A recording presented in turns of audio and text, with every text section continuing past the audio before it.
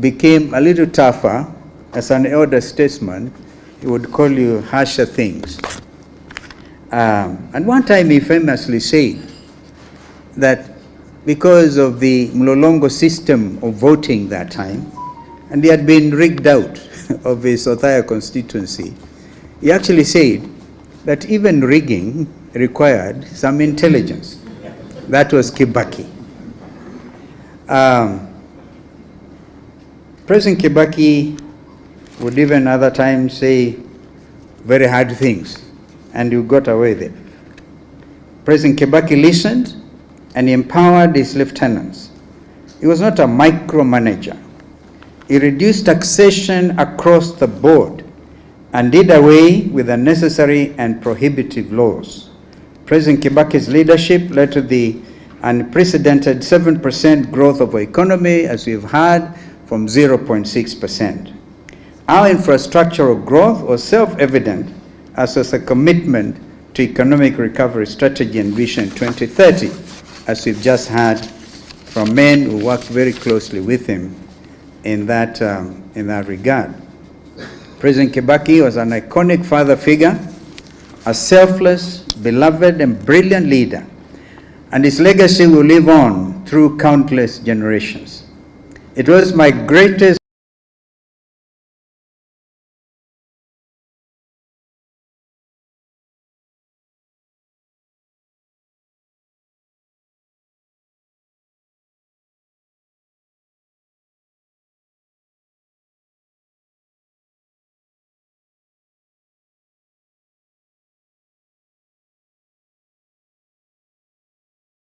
honor and singular privilege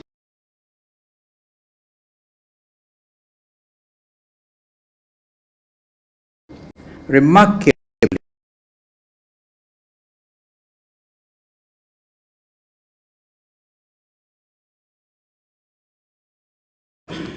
that was him. And you remember he had, he's the first person to say, you will not have a national currency having anybody's head printed on it. And he lived to actually see that happen. One of his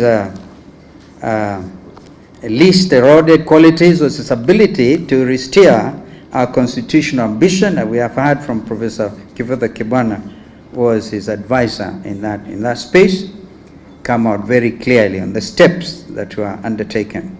Less than 5 years from the costly defeat by the people of the Wako constitutional draft at the November 2005 referendum, President Kibaki promulgated the 2010 Constitution of Kenya on the 27th August 2010.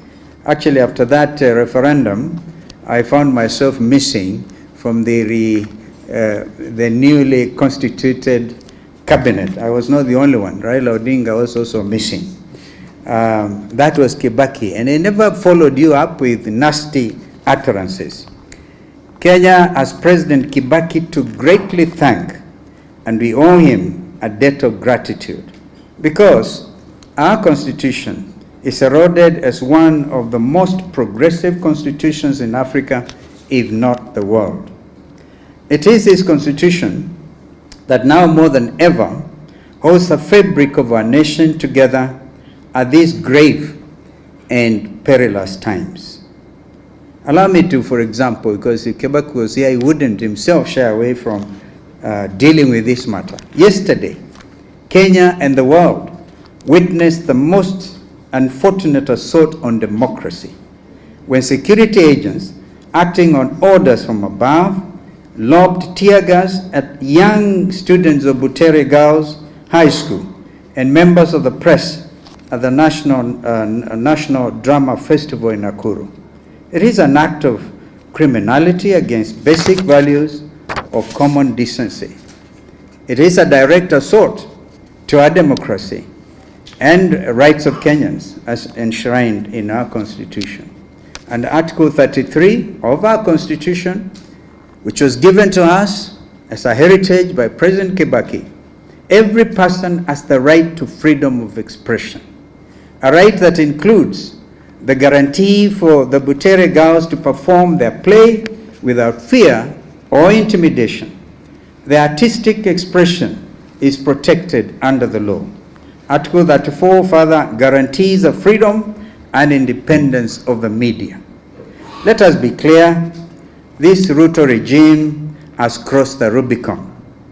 To the courageous students of Butere Girls, your resolve, even as you sang our national anthem in the face of riot gear and arms, has become a renewed symbol of hope, just like our Gen Zs.